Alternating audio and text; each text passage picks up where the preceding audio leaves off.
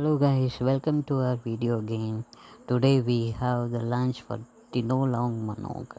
It's a native chicken we buy here in our neighbor house, and it is already been cleaned and then we cook. This is one my brother-in-law they cook, my wife brother they cook. It's Tinolang Manok native chicken. Because I really like the native chicken. They cook very nicely. It's very tender and soft, and not much vegetable. A little bit chili we put, and we have another dish also along with this one. That is sisi thorn. That is kind of a thorn spinach. Here in our province, we have that one. It's a rare kind of spinach. It's a sisi thorn. You can see a lot of thorns in the spinach, so we have to clean up the thorns, and then we need to clear everything.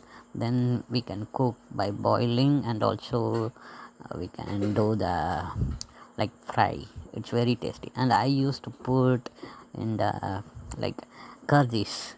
It's a lentils. We mix with that one and put some tomato also. That is another kind of dish mixed with curries. This sisitan very tasty also.